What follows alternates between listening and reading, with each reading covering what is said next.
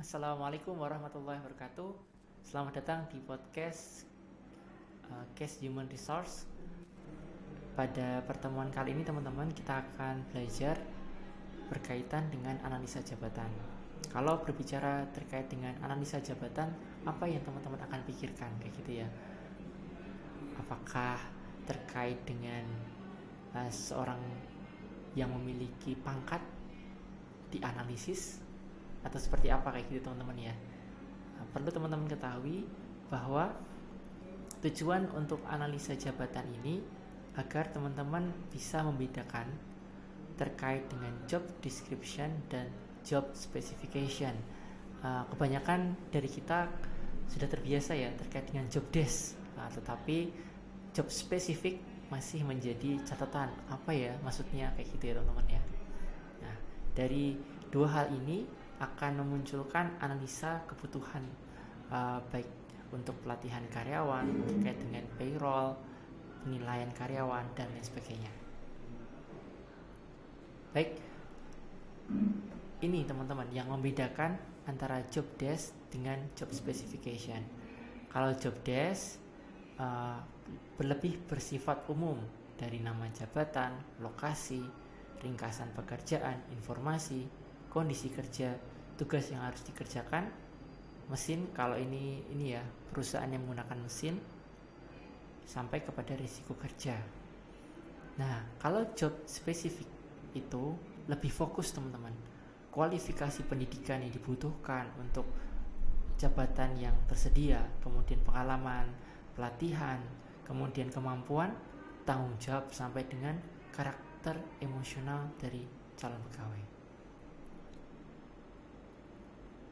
Nah, di dalam metode analisa jabatan ini teman-teman bisa masuk dalam evaluasi untuk karyawan.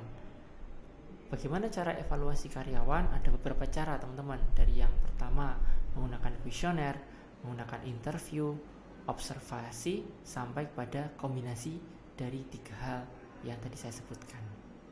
Bisa kuesioner interview, bisa kuesioner juga observasi juga, atau tiga-tiganya. Terpenting bagaimana evaluasi tersebut seobjektif mungkin sehingga masing-masing karyawan itu bisa ada penilaian dan itu bersifat subjektif dan objektif. Karena menurut pendapat orang dan juga bagaimana berdasarkan data yang ada.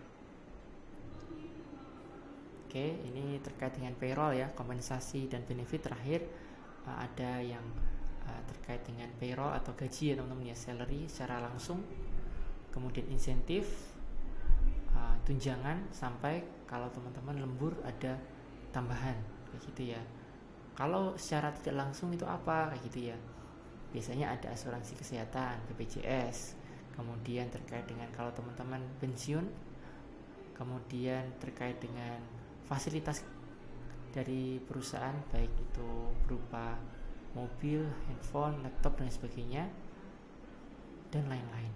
Oke, intinya nanti kita akan belajar terkait dengan analisa jabatan lebih pada teman-teman membedakan job desk sama job spesifik, kemudian bagaimana teman-teman bisa memberikan penilaian terhadap karyawan agar bisa menjadi bahan evaluasi untuk bisa meningkatkan kinerja perusahaan sehingga perusahaan bisa mendapatkan lebih terkait dengan profit oriented. Oke, terima kasih teman-teman. Di kelas nanti kita akan lebih banyak case ya. Saya akhiri. Sampai jumpa di podcast selanjutnya. Wassalamualaikum warahmatullahi wabarakatuh.